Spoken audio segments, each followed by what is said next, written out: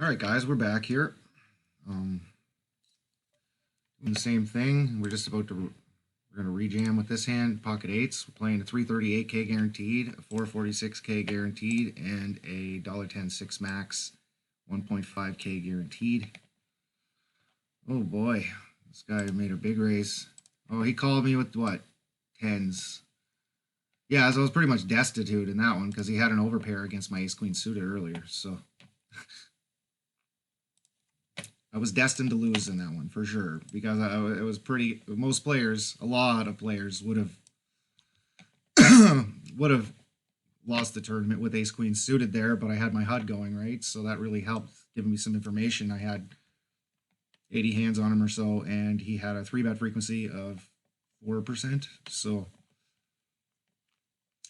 yeah, 4% of hands is not much, and ace queen suited does not run so good against 4% of hands.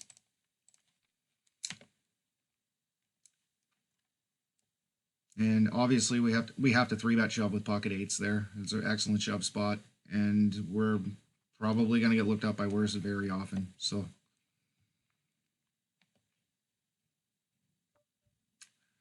pretty stale board. I'll just put out a half pot bet and try to build the pot for if we hit our flush or our overcard. Plus, we very well could have the best hand at this point.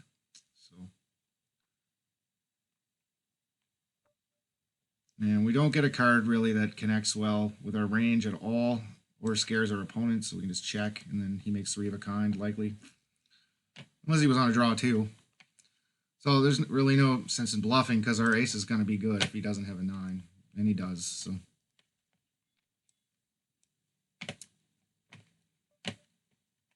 Okay. Fold that.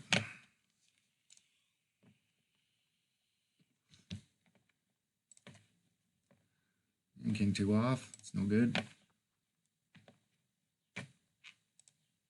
So with the ace jack suited there, we did lose the minimum for sure.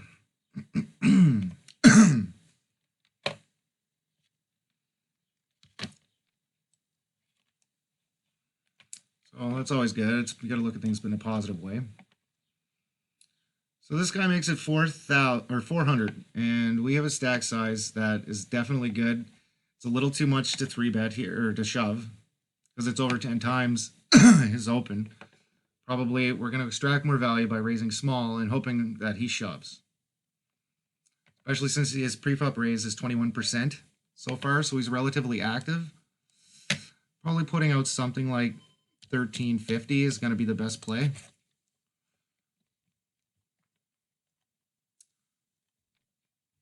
And then this guy shoves, so we have to call. Well, we still have to call, even though one of them has aces. Oh, an ace on the flop. That makes sense, too.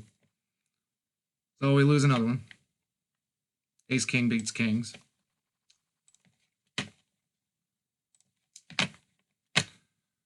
All right, so we're losing like every tournament, it looks like. We have 1 left. We just had 4 going. Now we have 1 left. It's ridiculous. I'm losing them so fast, there's not enough tournaments to sustain the losses. So there's not another tournament for 50 fucking minutes. That's great. Can I re-register to this? No. I don't understand why they wouldn't make it a re-registration tournament when... yeah, it's just ridiculous. I don't get it. I'm in that one, aren't I? Yeah.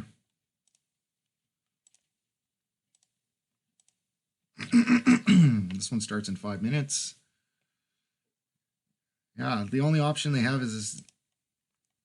What is it?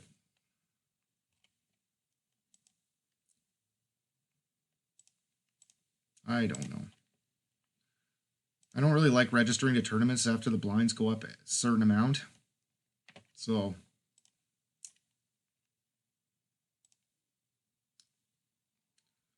this is a 12K guarantee. It starts in 49 minutes. So I'll be playing that one and this one. But I guess we're down to 1 now. And this is a Zoom, so I don't play Zooms. because it's just too distracting when you're multi-tabling for me. So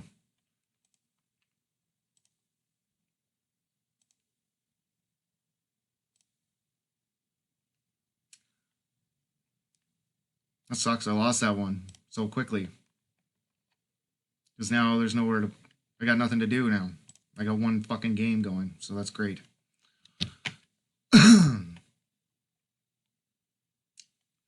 So this one starts in 3 minutes.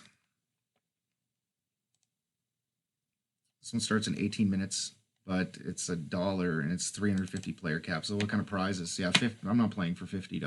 Like, there's no sense in that. So I guess we'll continue on with this one and wait for this to start, and then we will play the 440 12K guaranteed and the big 440 4K guaranteed, and then probably after that, probably play this one. And then I like the deep stacks because I like the deep stack tournaments because skill is kind of favored to win. And they got this one starting in an hour and 43. So they got a few tournaments starting. They just kind of got a lull going right now. Really don't. So I guess I'll register this now so I don't forget. Can fold 3-5 suited here. Confirm. And then this one for sure I'm playing. I like these 440. 440s. The prize pools are pretty good. Suppose I can make this bigger for now.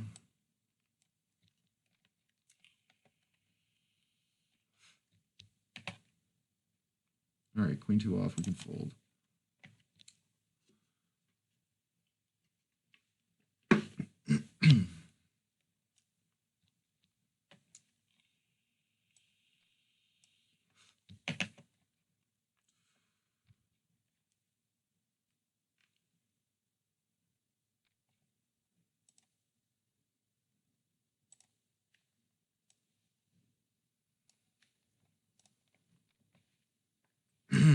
Yeah, they got some satellites going. Well, these are going to start an hour, so I guess I'll just hold off and wait. 250K guaranteed. I just don't have the bankroll right now to be playing satellites, to be honest with you. You need like 150 buy-ins to play those, I would think, because you got to win the satellite, and then you got to win the other tournaments. So my plan is to start playing satellites a little bit when I get my bankroll up there, but right now, like if I got 40 buy-ins for a tournament, or 50 buy-ins for a tournament, like, and I'm not even going to win any real money if I win, just a ticket. Like, it's just, I don't have the bankroll for it, because then I got to go and win the actual physical tournament as well. So.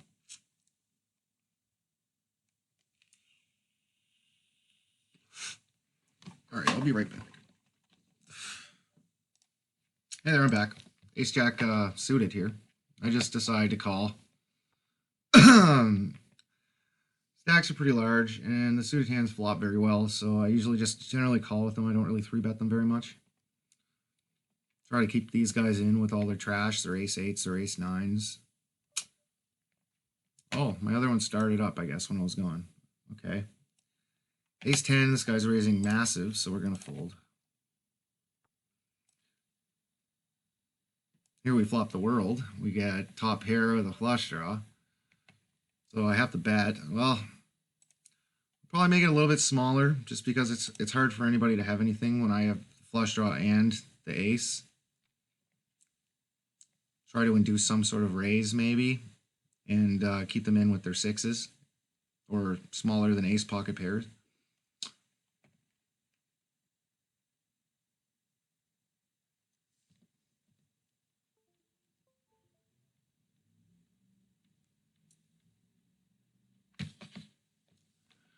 This guy's thinking long and hard. Okay.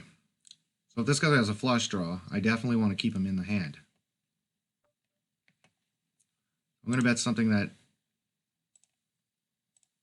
if he has a flush draw, I want to bet something that he's going to be able to call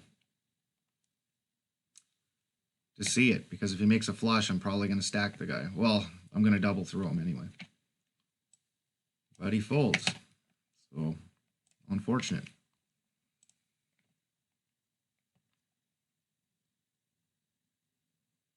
We got some extremely loose players on this table. Like I said, these 6 maxes are just ridiculous. They're just ridiculous. These guys open up their game way too much. And they play super aggressive. They have no idea what they're doing. Like, it's like they can't adjust from a 9-man. So there's definitely that. Plus, it's only $1. So, like, usually the play at the $4 level, the play is actually better than the $1 level, slightly. So, not by a ton, but it is a little bit worse at the dollar level, I've noticed. Generally, because the dollar players are playing, they're only depositing a very small amount of money to play, and this is all they can afford. And they probably, that the $4 games are losing money too fast, so they just don't play them, right? These are like absolute beginning. There's a lot of absolute beginners. So, but we are playing for $234, so it's worth taking a shot at. 234 US. That's like probably 360 Canadian right now, because Canada's dollar's down like very badly. Okay, aces right off the bat in this one. So I'm gonna go ahead and 4x. Not really respecting an under the gun limp, because this guy's probably been limping a lot of junk.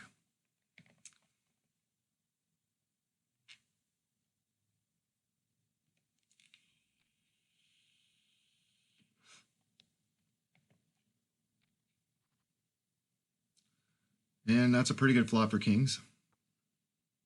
Could be some straight draws possibility and some we're fairly large. Like, I think that perhaps I should bet like maybe something like this, a little bit over half the pot. And if somebody has a jack, they can call, and if they have a 9, perhaps they'll call. That was a pretty bad card for kings, or for somebody with a pair of jacks. So what would the best play here be? And then he just like leads when the queen comes. So I have to call. I have to call that street. He could have had queen jack, jack 9, queen 10.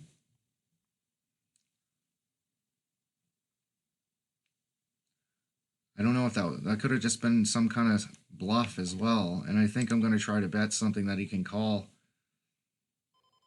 a jack with a jack. I want to bet something he can call with a jack here. And I guess he was bluffing. So that didn't go. That went pretty well. I was wondering if he had queen jack there, or queen 9 even. You never know. With the under the gun limpers in the early stages of these tournaments, you can't really put them on a range at all. So.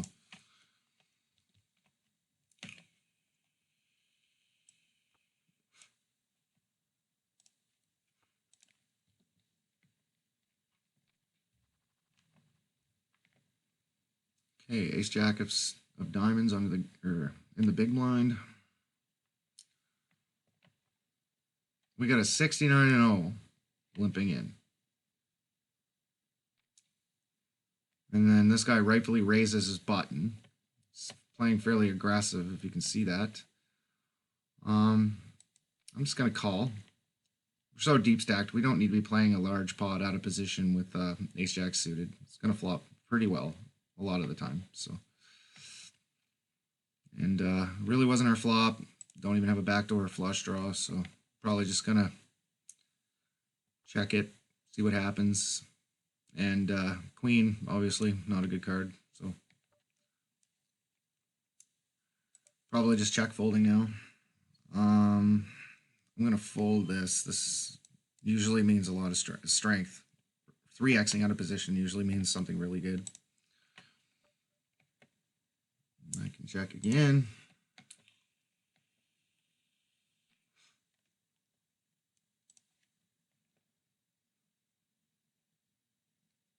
And who knows what this guy has. I'm not entirely sure.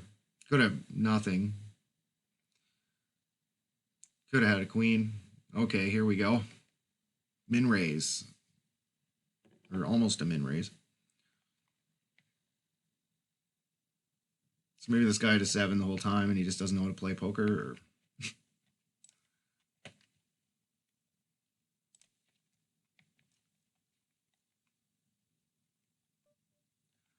all right, we can complete with Queen Jack offsuit.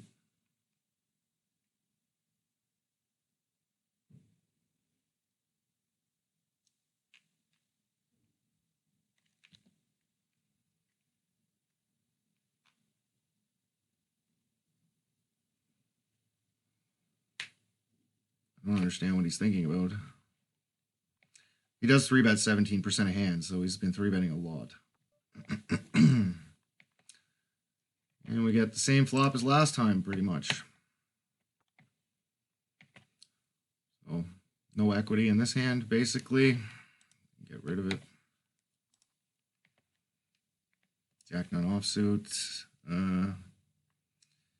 Arguably, it could be open, but the button is pretty loose and he's pretty short stacked. So, like, considering everybody else's stack size, he's pretty short. So, a lot of these players, like in the early tournaments, they're really bad players, and they see 1100 and they think that they have to start shoving because they're shorter than everybody else. So, it's kind of like a technical shove spot in a way.